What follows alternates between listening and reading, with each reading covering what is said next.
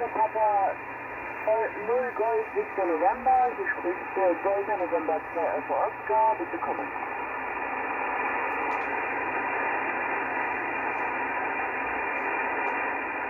Delta Papa 0 Golf Victor November, Delta Papa 0 Golf Victor November, hier spricht Delta November 2 Alpha Oscar, bitte kommen.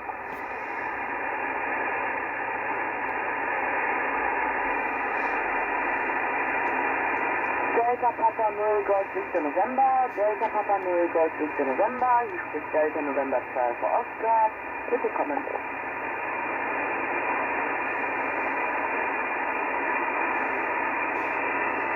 Delta Papa 0 Golf Victor November, Delta Papa 0 Golf Victor November, hier spricht Delta November 2 Alpha Oscar, bitte kommen.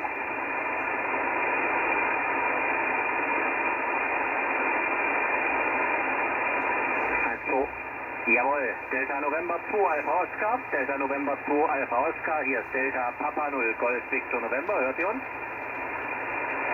Delta Papa 0 Golf Victor November, Delta Papa 0 Golf Victor November, hier ist Delta November 2 Alpha Oscar, wir verstehen dich klar und deutlich. Wunderbar, dann erstmal einen schönen guten Nachmittag nach Großhansdorf. Grüße euch, hier ist DP0GVN, die Funkstation an der Neumeier Station in der Antarktis. Ich heiße Felix. Bin hier als Funker und Elektroniker für ein paar Wochen vor Ort, bin aber auch nicht allein im Funkraum. Aber ich gehe das Mikrofon erstmal zurück zu euch nach Großhansdorf. DN2AO, DP0GVN. Delta Papa 0 Golf Victor November, hier ist Delta November 2 Alpha Oscar. Ja, DP0GVN. So, hier ist, wir freuen uns sehr über den Kontakt mit dir. Dein Vektor ist 5, Verständlichkeit 9 und ja, 5 und 9. Mein Standort ist ca. 20 Kilometer nordöstlich von Hamburg, in Großhansdorf. Mein CPR-Locator ist Juliet Oscar 53 Delta Papa. So, mein Name ist Ike Alpha X-Ray. Ja, wir senden mit der Jugendgruppe des Ortsverbands Ecke Leider aus der Jungenschule. Ich bin 14 Jahre alt. Ich komme zurück an dir, Felix, und Delta Papa 0 Alpha November. Das war Delta November 2 Alpha Oscar. Jawohl, Delta November 2 Alpha Oscar, Delta Papa 0 Golf Victor November zurück. Max geht wunderbar, ihr habt ein ganz schönes, lautes, gutes Signal auf dem Transponder, kann euch hervorragend aufnehmen. Vorgestellt habe ich mich schon, mein Standort ist die Neumeier Station auf 70 Grad Süd, 70 Grad südliche Breite und 8 Grad westliche Länge. Ich fange mal an mit dem Wetterbericht, das ist hier vermutlich wärmer, als ihr denkt, dass es vielleicht wäre. Wir haben im Moment minus 3 Grad. Minus 3 Grad ist die Temperatur, wir sind ja noch am Ende des Sommers, also viel wärmer wird es hier auch nicht. Bisschen Wind dazu, so mit etwa 18 Knoten, also das pfeift ein wenig, der Himmel ist bedeckt. Kein richtiges Sommerwetter, aber immerhin noch eine Tageslänge von 19,5 Stunden. Das heißt, die Sonne geht im Moment um 3 Uhr früh auf und 22:30 Uhr unter. Aber ich bin sicher, ihr wollt ganz viel wissen. Ich bin auch nicht allein im Funkraum. Ich gebe im nächsten Durchgang das Mikrofon jetzt auch gleich weiter. Aber erstmal zurück nach Großhansdorf. DN2AO, DP0GVN. DP0GVN, hier ist Delta November 2 Alpha Oscar. Prima Felix, ich habe da ein paar Fragen, also wir haben hier ein paar Fragen und ja, wie viel Eis kommt denn eigentlich so im Jahr dazu oder schmelzt ab? Hier DP0 Golf Victor November, hier Delta November 2 Alpha Oscar, over. Ja, alles klar, Max. Ich bin hier auch nicht ganz alleine. Ich bin ja quasi der Techniker und ich habe hier auch noch eine Gesprächspartnerin aus der Wissenschaft. Ich gebe das Mikrofon mal weiter, dann kann sie sich selbst vorstellen. Einen Moment bitte. Ja, hier ist Julia. Ich bin hier Luftgewichterin an der Station. Ich bin keine Funkerin, das heißt, ich kann leider nur ganz normal reden. Ich habe gerade nach dem Eis oder Schneezutreter gefragt. Also wir haben hier natürlich Schnee, der runterfällt. Das heißt, der sammelt sich hier an und wir haben ungefähr so einen Schneezutrag in der Höhe hier von 1 Meter im Jahr. Es bricht natürlich vorne an der Eiskante auch was ab, aber das ist unterschiedlich von Jahr zu Jahr. Also das kann ich euch keinen Mittelwert geben. Wie gesagt, das Schnee- und Eiszutrag hier in der Höhe ist ungefähr bei 1 Meter.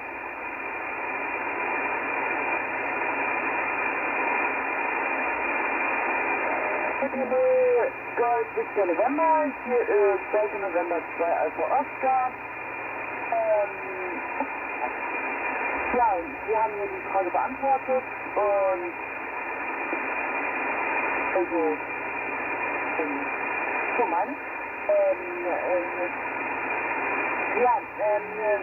was sind so die Durchschnittszeiten, wann die Sonne im gesamten Sommer, also in Wochen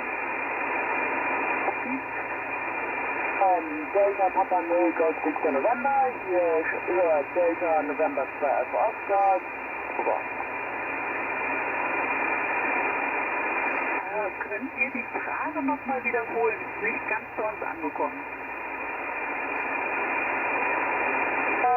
Also wann die Sonne so in Durchschnittsuhrzeit aufgeht.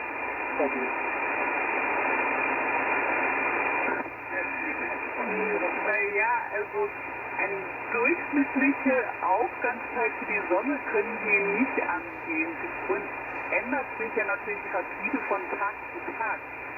Wir haben bis Anfang letzter Woche noch Polartag gehabt. Das heißt, da ist die Sonne überhaupt kein bisschen untergegangen und wir hatten über Wochen die ganze Zeit Sonnenschein, wenn die Wolken das zugelassen haben. Im Augenblick ist Sonnenaufgang ungefähr um 3 Uhr morgens und der geht so um 10:30 unter. Aber das ändert sich von Tag zu Tag um, glaube ich, so 10, 15 Minuten. Tag- und Nachtgleiche haben wir natürlich wie auch Mitteleuropa und den Rest der Welt Mitte, Ende März. Dann haben wir 12 Stunden Sonnenschein, 12 Stunden Tag, 12 Stunden Nacht und 12 Stunden Tag.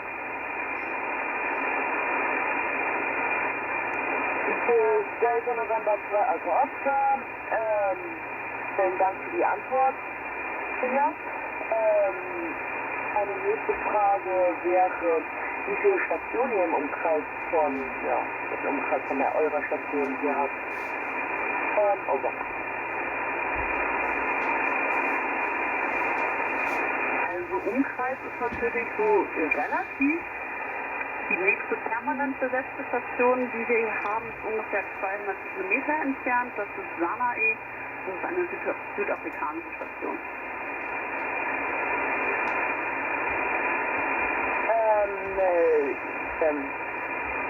Julia, vielen Dank. Eine nächste Frage wäre,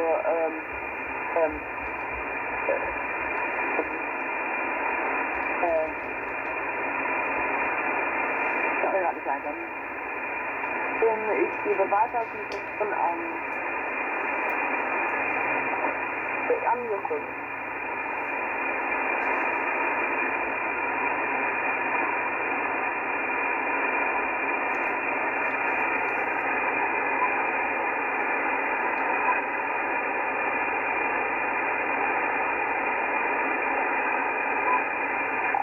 Delta Papa 0, Golf 16 November, hier ist Delta November 2 Alpha Oscar, willkommen.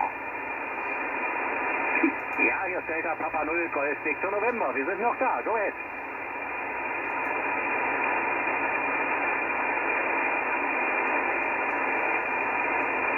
Delta Papa 0, Golf 16 November, mein Name ist Justus, Juliet, Uniform Sigra, Tango, Uniform Sigra.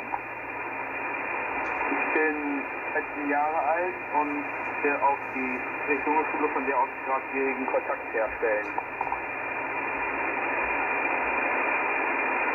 Wunderbar, geht sehr gut, ich grüße dich. Ich habe nur eben den Namen nicht verstanden, das haben wir beide nicht verstanden. Könntest du noch mal kurz buchstabieren, bitte? Mein Name ist Justus, Juliet, Uniform Sigra, Tango, Uniform Sigra. Alles klar, Justus, jetzt habe ich das verstanden, wie bei den 3 Fragezeichen, das hast du vermutlich auch schon oft gehört. Hast du auch noch eine Frage an uns? Ja. Delta Papa 0 Golf Victor November. Hier ist Delta November 2 Alpha Oscar. Ja, das mit den 3 Fragezeichen hatte ich schon öfter gehört. Aber auch 2 Fragen. Meine erste Frage lautet, ist so die Durchschnittstemperatur, also über das gesamte Jahr verteilt bei euch dort? Over.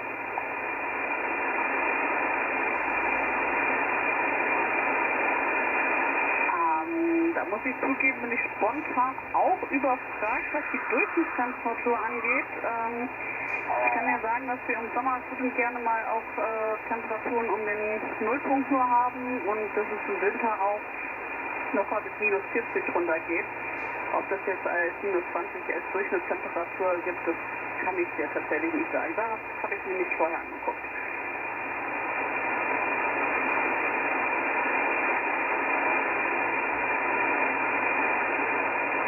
Hier ist Delta November 2 Alpha Oscar. P. Eine zweite Frage wäre, wie dick ist das Eis bei euch da unten so dann noch? Over.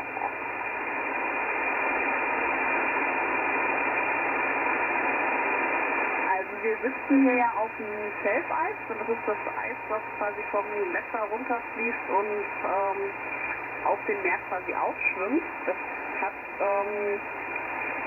ungefähr so eine Dicke von 200 Metern.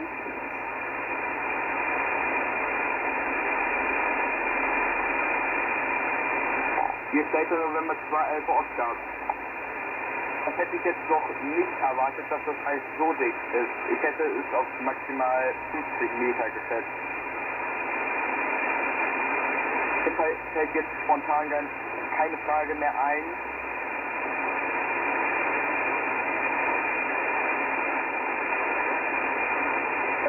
Meine Hobbys waren von Over. Ja, dann nehme ich das Mikrofon nochmal. Felix wieder hier. Ich kann vielleicht noch ergänzen, vorhin zu dem Schneezutrag, den wir haben, zu dem 1 Meter, dass ja dieses Schnee, den wir haben, das nicht wie in Deutschland, dass der auch regelmäßig wieder schmilzt, sondern das bleibt ja jedes Jahr liegen. Das heißt, kommt wirklich immer 1 Meter Schnee jedes Jahr dazu. Jetzt muss auch unser Gebäude mit dem Schnee mitwachsen, sonst werden wir irgendwann verschüttet. Und ich weiß nicht, vielleicht habt ihr das vorher mal irgendwo in der Presse gesehen oder sowas. Wir stehen hier auf hydraulischen Stelzen und die Station wird tatsächlich 1- bis 2-mal im Jahr angehoben um 1 Meter, 1,50 Meter pro Hub. Und nur so können wir eigentlich sicherstellen, dass wir immer oberhalb der Schneegrenze bleiben. Das ist das Besondere an diesem Standort hier, dass man hier nicht so leicht einfach auf dem Schnee bauen kann. Land ist ja keins drunter, sondern dass wir hier wirklich auf einem beweglichen Untergrund sind, der immer aufwächst und wir irgendeine technische Möglichkeit brauchen, mit dem Untergrund mitzuwachsen. Wir sind für diesen Sommer schon durch mit der Erhöhung, das wurde am Anfang des Sommers gemacht. Das heißt, jetzt bleiben wir erstmal ungefähr ein Jahr lang auf der Höhe, sehen zu, wie die Umgebung langsam höher wird durch den Schneezutrag und nächstes Jahr werden dann wieder die hydraulischen Stelzen angehoben. Das vielleicht nur mal so zur Vorstellung, welche Herausforderungen das hat, hier in diesem Teil der Antarktis zu bauen. Mikrofon zurück an die Friedrich-Junge-Schule nach Großhansdorf. Delta November 2 Alpha Oscar, hier ist Delta Papa 0 Golf Victor November in der Antarktis. Delta Papa 0 Golf Victor November, hier ist Delta November 2 Alpha Oscar. Ja, und für Deutschland hat es ja dieses Jahr bisher noch gar nicht geschneit. Vielleicht ein bisschen Schneeregen, aber sonst ist dann schnell wieder geschmolzen. Da hat sich ja noch eine Frage aufgetan. Wie viele Leute bei euch auf der Station momentan leben? Wovon zurück an dich? Over. Ja, Julia wieder hier. Also ihr fragt, wie viele Leute hier auf der Station leben. Das ist natürlich immer ein bisschen abhängig von der Jahreszeit. Wir haben hier ja, wie Felix auch schon sagte, derzeit Sommer. Im Sommer sind hier relativ viele Leute an der Station, teilweise nur für 1-2 Wochen, teilweise auch tatsächlich so 2,5-3 Monate. Und hier werden das tatsächlich auch mal locker 40 Leute, manchmal 50 oder mehr, dann wird das aber auch schon ein bisschen eng. Von Ende Februar bis Anfang November sind wir hier nur zu 9 auf der Station. Das heißt, das sogenannte Überwinterungsteam bleibt dann hier isoliert. Genau, also das heißt im Augenblick sind hier so 24 Leute, glaube ich, ungefähr hier. Die letzten werden jetzt so 20. 25. Februar oben rausfliegen, wenn das Wetter das zulässt. Und dann, wie gesagt, bleiben wir zu 9 hier und freuen uns im nächsten Mal wieder auf neue Gesellschaft.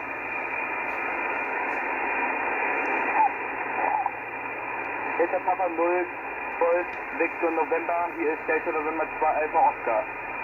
Ja, wir haben ja auch ein paar Bilder von eurer Station gesehen und ich hatte den Eindruck, dass da ein paar mehr Leute drin sind, da drin arbeiten. Noch vielleicht ein bisschen zu mir. Ich bin außer Amateurfunk noch hobbymäßiger Pfadfinder und das ist ein bisschen anderen.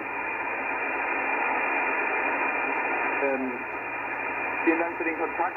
Ich gebe es und weiter an Hero.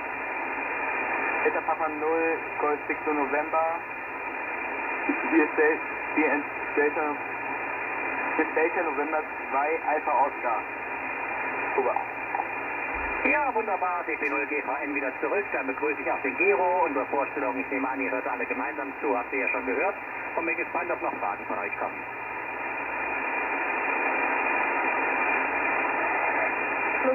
Delta Papa 0, Golf,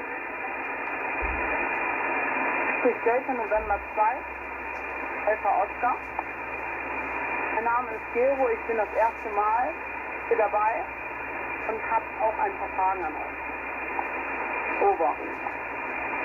Ja, Gero, freut mich sehr. Klasse, dass ihr so viele Leute zusammenbekommen habt. Dann leg mal los, bitte. Wir hören beide interessiert zu. Meine erste Frage wäre, wie viele Personen so im Jahr ein ganzes Jahr lang auf der Station bleiben? Over.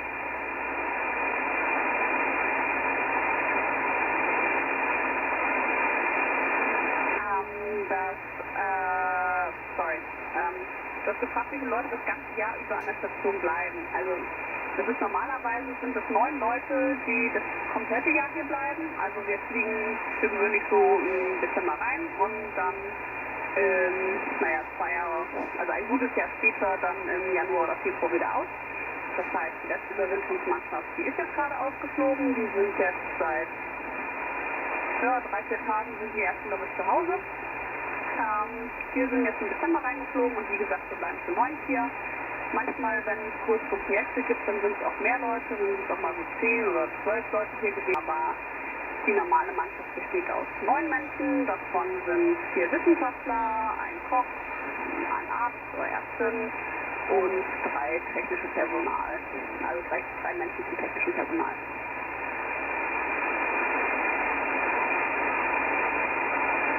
Delta Papa 0, Golf Victor November. Hier ist Delta November 2 Alpha Oscar.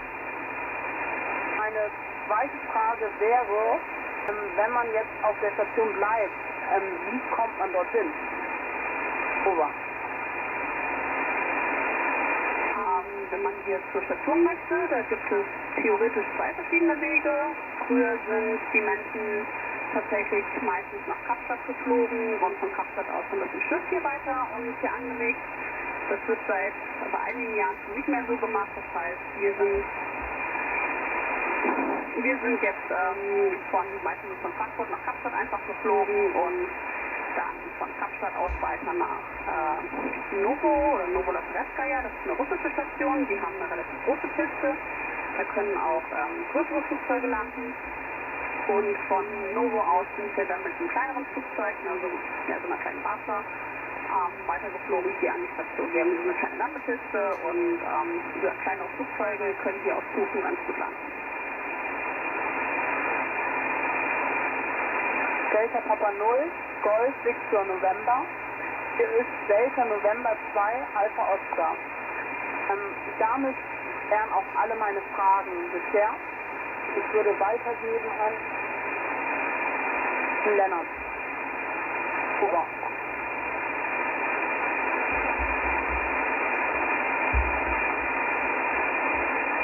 Ja, wunderbar. Am Rande würde ich dann ja gerne mal wissen, wie viele Leute ihr eigentlich seid, wie viele da jetzt gerade zuhören. Das macht mich jetzt so neugierig, weil ja auch so viele Fragen kommen. Aber bin gespannt. Mikrofon zu Lennart, bitteschön.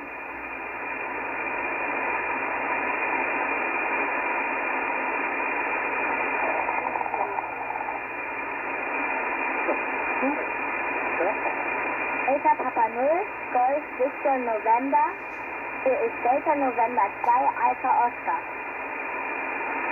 Hier ist der Lennart, Lima Echo November, November, Alpha Romeo Delta. Ich bin 11 und bin hier der Jüngste in der Gruppe. Over. Hallo Lennart, ich begrüße dich ganz herzlich. Klappt wunderbar. Auch dein Signal kommt gut hier in der Antarktis an. Kann ich mir auch gut merken. Du heißt nämlich genauso wie mein Sohn. Der heißt auch Lennart, den ich jetzt 2 Monate lang nicht sehe, während ich hier im Einsatz bin. Und ich bin gespannt, was du für Fragen für uns auf dem Zettel hast.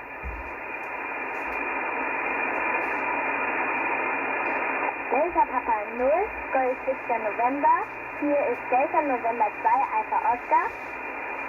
Ich hätte eine Frage an euch. Wie viele Tierwelt kann man denn bei euch so gucken? Mikrofon zurück zu dir.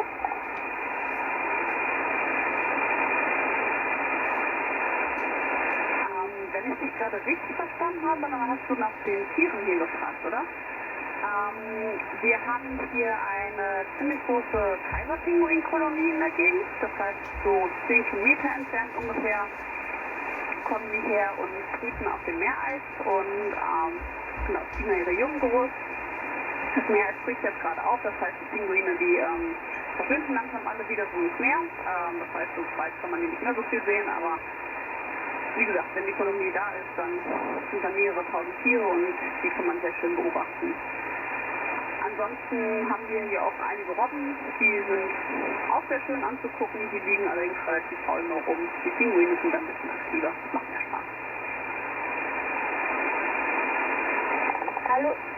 Hallo Delta Papa 0, Golf Victor November, hier ist Delta November 2, Alpha Oscar. Meine zweite Frage wäre, was war denn von euch das schönste Erlebnis, was ihr in der Arktis erlebt habt? Over.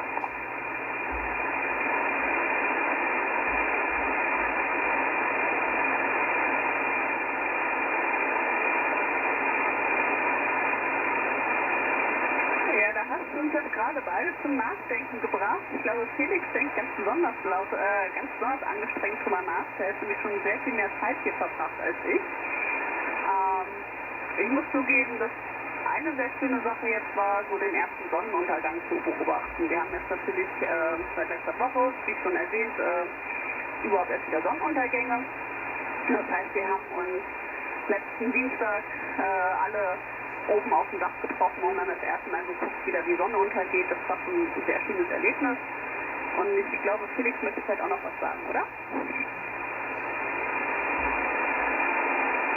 Ja, dann nehme ich das Mikrofon nochmal. Hier ist Delta Papa 0, Golf Victor November. Ich mache den Job jetzt schon ein bisschen länger. Ich bin seit 2002 in Arktis und Antarktis, also im Nordpol und Südpol unterwegs.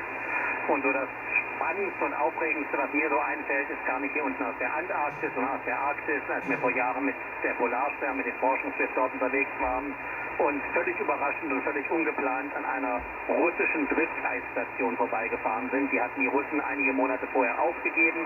Die stand auf einer Eisscholle und der Wachmatrose meldet plötzlich mitten in der Nacht, da vorne auf der Eisscholle stehen Hütten. Und wir haben ihn erst etwas ungläubig angeguckt, bis wir tatsächlich festgestellt haben, dass wir durch einen ganz, ganz großen Zufall die ehemalige russische Driftstation Nordpol 32 gefunden haben. Und wir haben alles, was dort noch auf der Scholle stand, auch abgeräumt und soweit es noch zu gebrauchen war, unseren russischen Kollegen zurückgegeben, denn die mussten die Station sehr, sehr schnell in einer Notaktion verlassen, weil die Scholle gebrochen war und sie mussten, um ihr Leben zu retten, sozusagen ganz schnell den Helikopter dort verschwinden. Und alles, was übrig war, haben wir abgeräumt. Das war ein ganz, ganz unvorhergesehenes Erlebnis und das werde ich sicherlich von den Expeditionen lange in Erinnerung behalten. Aber auch hier unten gibt es immer wieder schöne Erlebnisse. Da muss ich einfach klar machen, dass man an einem ganz besonderen Ort ist, wo man gar nicht so leicht hinkommt. Und es reicht schon immer, die Pinguinkolonie zu besuchen, das, was Julia noch vor sich hat im Winter irgendwann, wenn die kleinen Küken schlüpfen und man rausfahren kann und zugucken kann, wie diese ganz kleinen Küken Schinken aus den Eiern rauskommen und bei minus 40 Grad, also wirklich bei den ungemütlichsten Temperaturen, die man sich vorstellen kann, da, ihren Schnabel stecken, das sind so Erlebnisse, die möchte ich auch nicht missen und die hat man wirklich noch ganz, ganz lange im Kopf.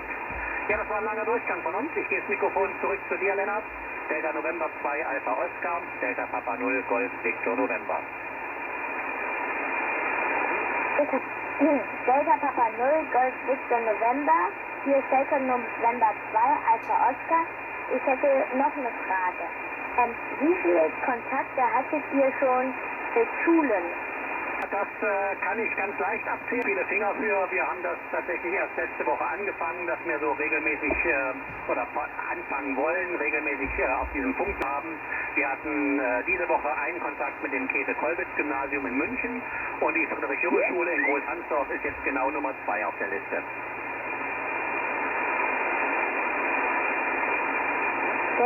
Delta Papa 0 und Victor November, hier ist Delta November 2, Alpha Oscar. Ich hätte noch eine Frage, oder? Ja, also was war denn das, was am aufregendsten, also am, sag ich mal, gruseligsten war, was ihr dort erlebt habt? Ja.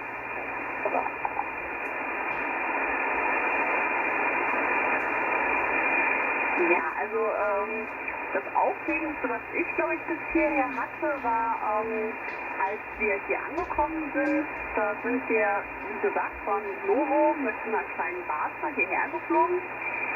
Und da war so ein bisschen ungünstig, das Wetter war eigentlich sehr, sehr schön, strahlender Sonnenschein, wir sind hier schön über die Antarktis geflogen, haben überall anfangs noch ein paar Berge gesehen und später dann aber auch, wie gesagt, schöne Eisflächen. Und auf einmal ging der Flieger ganz tief und wir sind richtig, richtig tief über dem Eis geflogen und wir wussten, okay, wir kommen jetzt gleich an der Neumahlstation an. Und auf einmal war Nebel. Und man hat überhaupt nichts mehr gesehen. Man hat dann auch immer gemerkt, okay, die Piloten, die starten wieder durch. Ihr müsst euch vorstellen, wir sitzen an so einer kleinen Maschine, wo ich glaube maximal so 20 Personen reinpassen. Wir waren zu 13 und hatten auch ganz wenig Gepäck dabei. Na, wie gesagt, der Flieger startet wieder durch und aus diesem Nebel heraus wieder total tolle Sicht. Wir drehen nochmal eine Runde, fliegen wieder richtig, richtig tief über diesem Eis lang, wissen, jo, da vorne ist die Neumahlstation und auf einmal wieder